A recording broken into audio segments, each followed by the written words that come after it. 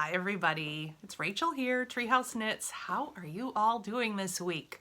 I hope you're having a great week and doing some fun, creative knitting or crochet or whatever you like to do. This podcast is primarily about knitting, but I do dabble in a little bit of sewing. I have started to cross stitch a little bit. I like to spin, so welcome to you all. It's great to see you guys.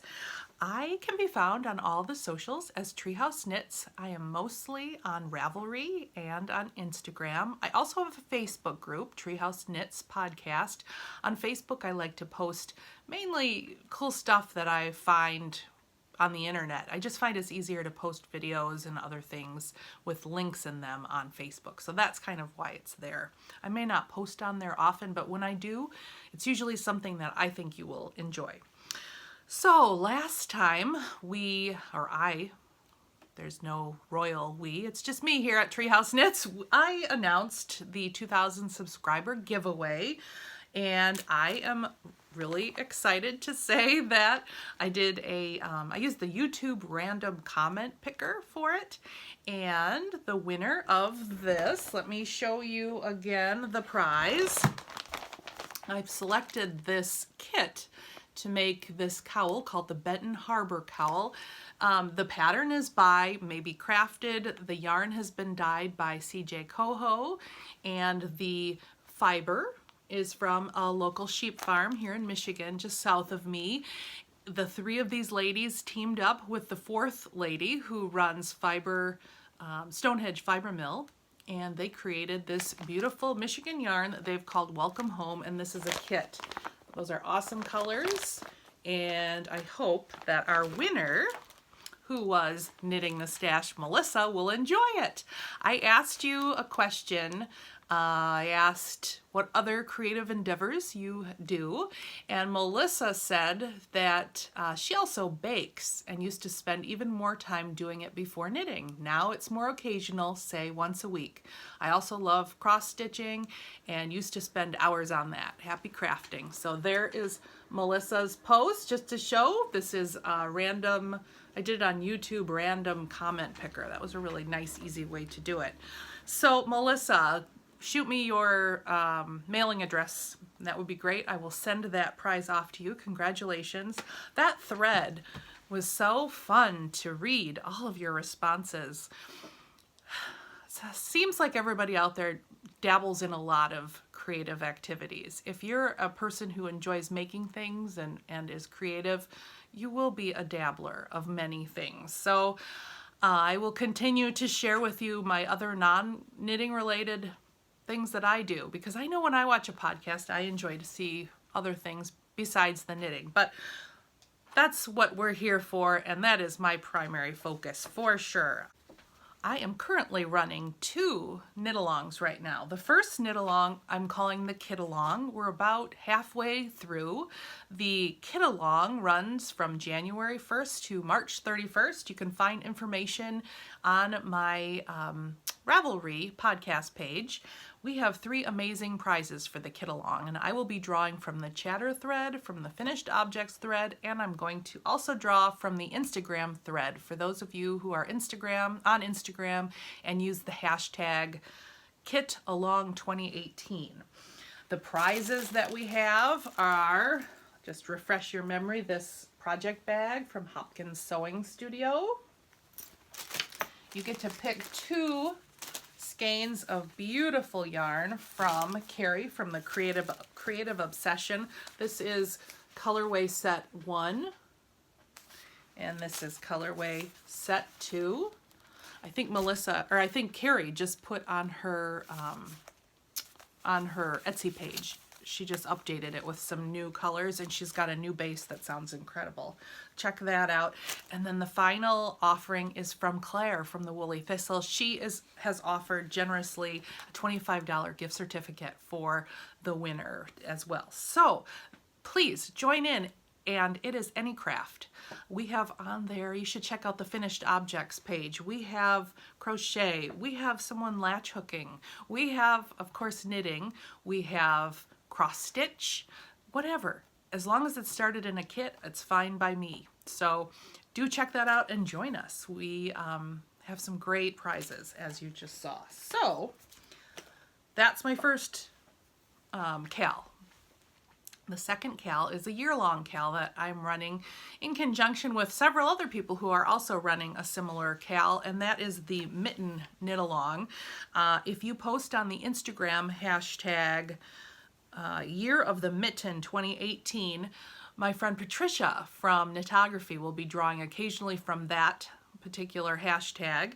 And then I'm going to go ahead and I've made a podcast page on my Ravelry group page, Treehouse Knits. On there you'll see it's just a chatter and finished objects thread. Post your Scandinavian style, Selbu style colorwork mittens on there, and I will also be drawing occasionally throughout the year. So check it out. We've already got some beautiful mittens posted, and feel free to join in on that giveaway as well. So those are the two knit-alongs. Why don't we jump right into works in progress? Have you guys gotten some fun stuff done this week with your works in progress? Let me share with you, you know that I am knitting a lot of mittens this year. I'm going to try and knit a pair of mittens a month. And the first mitten that I want to show you, I shared with you on the last podcast. These are called the Mittens from West Telemark, or West Telemark Mittens. And they are from the book that I know I've mentioned a billion times before, Mittens from Around Norway. And that is the mitten right there. Now I found that this mitten, the gauge, it's a little too small for me. My mother thinks that it fits her perfectly, so she's dropped hints, but I would like a little bit bigger mitten. So we'll see who ends up getting this mitten. I have started the second mitten, and in the book, Nina, the author and designer of the book, gives you a chart that shows the mitten colorwork pattern, and then in the directions it says to just mirror the pattern to make the left hand mitten. For a second I considered mirroring it in my head, just going from left to right, reading it from left to right instead of right to left, and then I thought that is ridiculous. So I was in the process of trying to figure out how to just scan the picture, scan the chart in, and go into some sort of photo editing tool and make a mirror image and then print it out. And I happened to see on Instagram, North Coast Chris, I think she actually responded to one of my Instagram posts, but she said that she reverses her charts on Adobe Photoshop Express, which is an app, and I have an iPhone, so I went ahead and just downloaded the free app. Adobe has a bunch of different apps, but this one is the free one, and it's called Adobe Photoshop Express. I took a picture of the chart, and lickety split, I reversed it, and I was able to print it out, and it really was slick. So I highly recommend that idea, and thank you North Coast Chris for that great idea. So I went ahead and mirrored the image, and you know, as I'm working through this book, within the last year, I've gotten a lot of information about my own ancestry through some genealogists that were working. My father did one of those genealogy swab tests, and we had a distant cousin contact our family and share with us all of the research that she had been doing, and we found out a ton of information about my dad's side, one of his branches or of the family tree. And as I'm going through this book, it's all kind of place-based.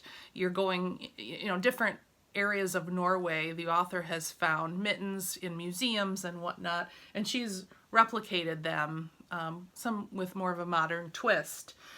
And so it got me thinking, as I was reading through all the genealogy and seeing all these different cities that I had no idea where they were, why don't I get a map and plot a little bit about where my ancestors lived and compare that to the book and see which mittens came from those areas.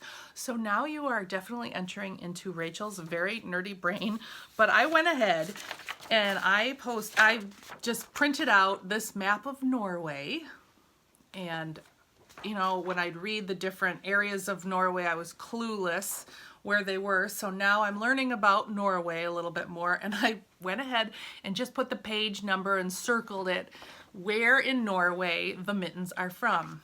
When I was going through the book for the first time, I kind of wished the book had a map, sort of like this. So then I went through all of my genealogy, and this is the paperwork that we got from the genealogist, and it goes back like, oh gosh, 40 generations.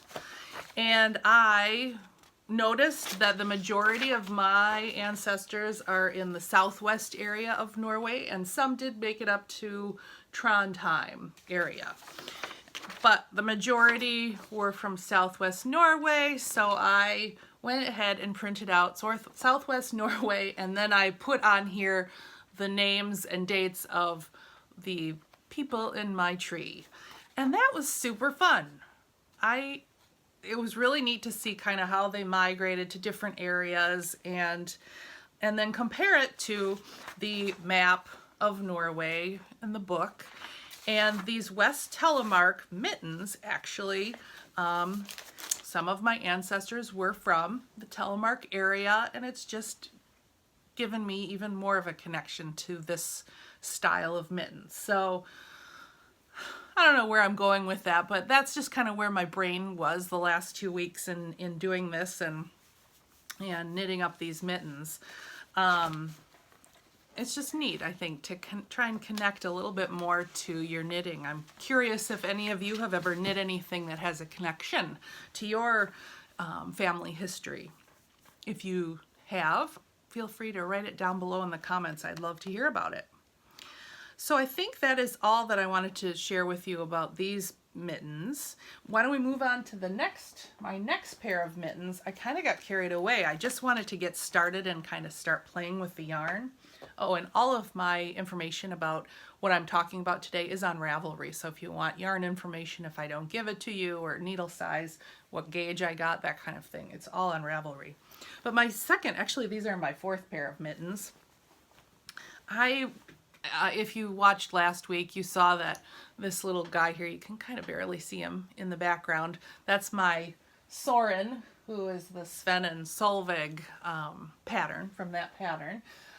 I was using Barrett Wool Co. and her woolen spun fingering, and when I was using it for Soren back there, I thought, oh my gosh, this would be great for colorwork mittens. So I went ahead and I pulled 2 Barrett Wool Co. colors. This one is kind of a minty green. I think it's called Spruce, I think. And this one is kind of a golden yellowish color, and I thought the two kind of looked cool together. So I was looking through my favorites of the mittens that I've been putting on Ravelry, and I really wanted to do a project from the Eventyrvotter book, which was a book of mittens that were all created by a group of ladies that call themselves the Mitten Guild from Scandinavia. I don't know if they're all from Norway. I think they may be. The book is based on a lot of fairy tales from Norway and maybe Sweden as well. I'm not sure. But it has been translated, portions of the book have been translated into 2 ebooks. And I went ahead and got those off of Ravelry. It's called More Mittens from the Fairy Forest. And the mittens that caught my eye right away were based on the Hans Christian Andersen story called The Fir Tree in 1845.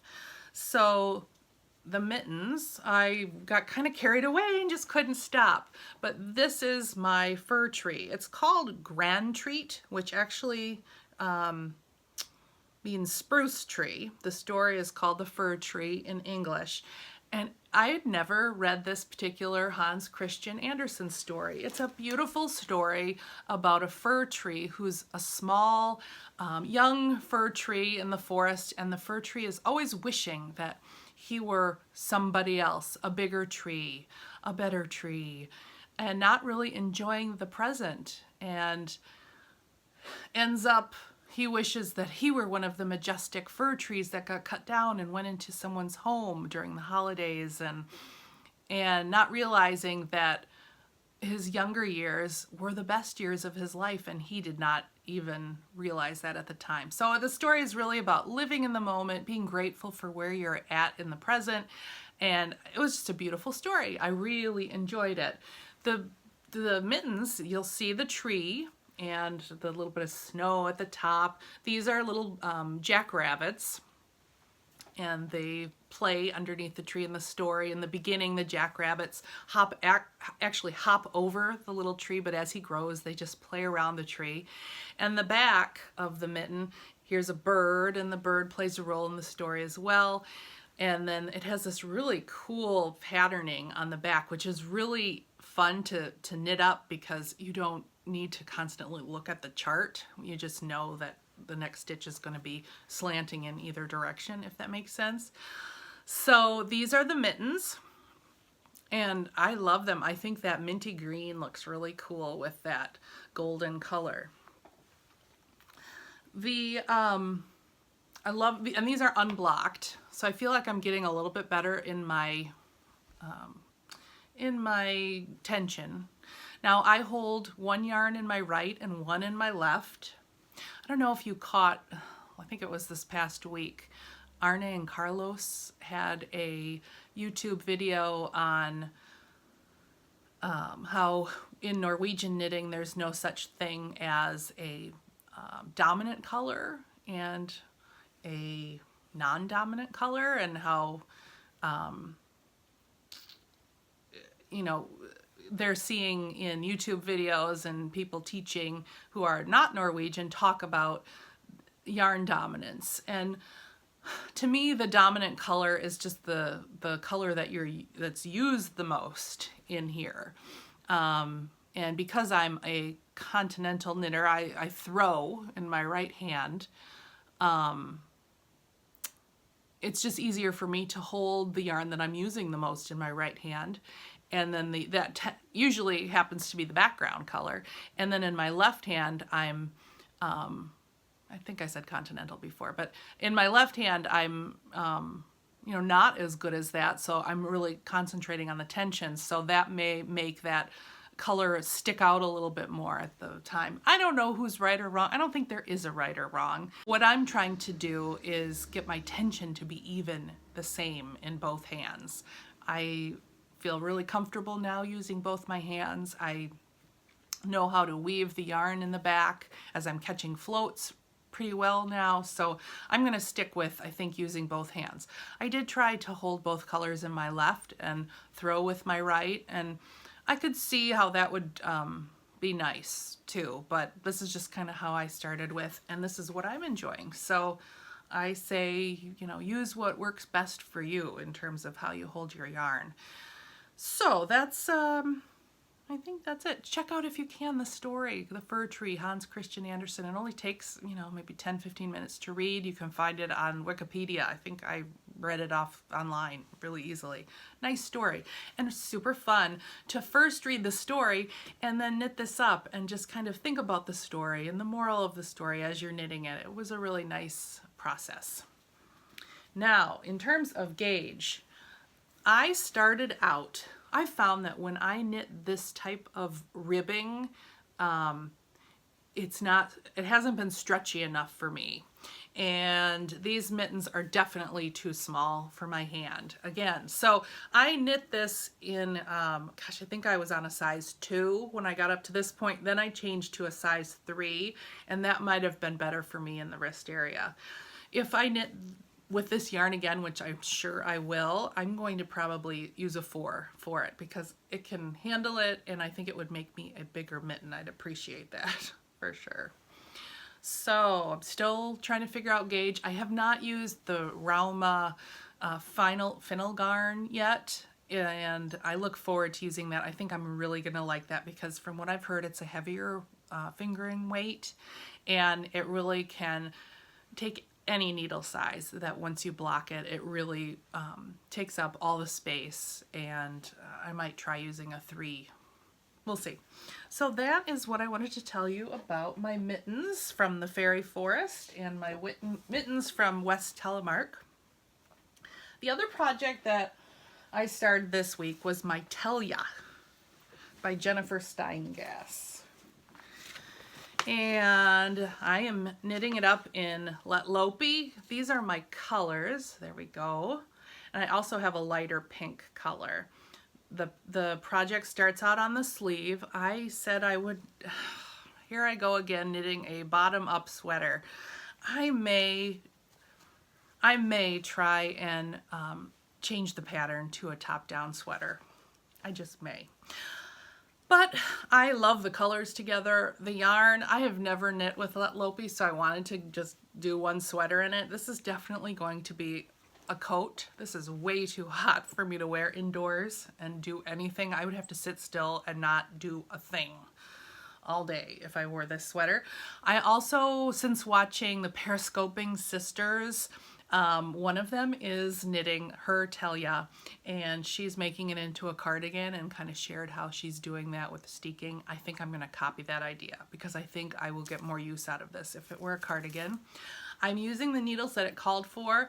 I'm feeling like my gauge is a little tight on the sleeve, so I'm going to go up a needle size when I knit the body. I looked up what Telja means, and the definition that my iTranslate gave me was whittling. And whittling is reducing in size by gradual steps. And that is what this pattern is really doing. There are the steps. Same with the yoke. I'll put if I haven't already, I'll put a picture in here.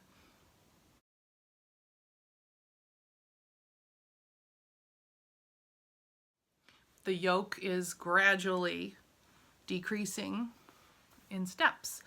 So I thought that was neat. I always like to look up the names of the things I'm doing. So that's it. My Telja. In terms of sewing this week, I had some fun making myself a bag. This is my bigger, I wanted a bigger sweater size bag from that pattern. Thanks to everyone who bought bags from me in this pattern, but I worked on this bag, just a regular blue inside. And what else have I done this week? Sewing. Oh, I got a pattern. I was at our local sewing store, and I got a pattern for this Makers Tote. I'm gonna make the big version. What I liked about it is you zip it and it opens up really wide, almost like kind of like a doctor's bag, if you've seen one of those. And I have already cut up my pieces. This is my Tula Pink fabric Sew GR bag that I actually got from the sewing store in their sale area. This was a sample they made for a class they were doing on these basket bags, and they sold it to me for like $5, which you can't get all of these Tula Pink fabrics and the interfacing and the time for $5. So I was very excited. It was quite a steal. I got this one, and this actually was the one the yarn one. That was $5 too, I think. And that holds all of my odds and ends of knitting stuff, accoutrement. But what's funny is I ended up buying this fabric, this yarn fabric, and that is what I'm going to make with my bag. I've already cut the pieces, but here's the ball. That's going to be my outside, and then this pink X material is going to be my complementary. And I'm thinking I don't know, can I just buy some black bias tape instead of making bias? This is all bias around there, and the handle. I'd love to take that shortcut. I don't know why making bias is intimidating me, but I think I would like it to be in black anyway, or like a dark charcoal gray. I think that would go really well. So that's what I'm working on right now for myself. And the other thing I want to make is some sort of cross-stitch project bag that has a window in it. So I'm looking for, if any of you know of a pattern out there. I know I've seen some YouTube videos, but I would love an actual pattern, I think, for that. Or I'll just make something up and see what happens. Lastly, I think we've gotten through all of my works in progress and my other stuff. I have no spinning. I have not done any spinning yet this year, really. My spinning wheel is staring at me over there. Not because I don't want to, it's just I've got so much other stuff going on right now. So all my spinning is in my head right now as I'm trying to think what I'll do next.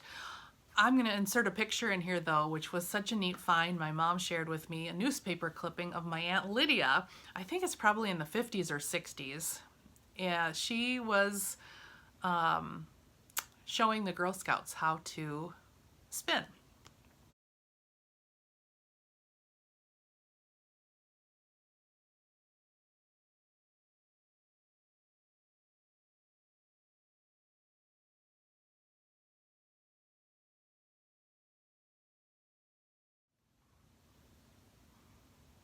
Isn't that a fun picture? I love how happy she looks in the picture, and the girls look like they're really paying attention. I even heard from Lori from Chickenwood Studio that she had a wheel just like that at one time, and she said that it was called a Swiss lateral treadle wheel. So that was neat to get the name of it. I have no idea. That's not the spinning wheel that I've inherited. That is actually a different part of our family tree. I'm not sure if that was her wheel or if that was maybe the Frankenmuth Museum's wheel. I'm not sure. But that was a really neat find, and I'm glad I've got it now out of just the newspaper clipping and digital, so it will stay in posterity forever. I'm wondering if you have any old tools that have been passed down to you that you use or that you are restoring. If you do, please leave a comment down below and let us know. Thank you so much for joining me. This has been a fun episode of catching up, of sharing lots of works in progress, mainly mittens and sweaters these days. And again, congratulations to Melissa from Knitting the Stash for winning the 2,000 subscriber giveaway. Please join me in our knit-alongs, either with mittens, Colorwork Scandinavian style mittens, or with that kit-along where we have some amazing prizes. You'll want to join in. If you have that kit, now's the time. You still have a month and a half, and I hope you'll join me on the next episode of Treehouse.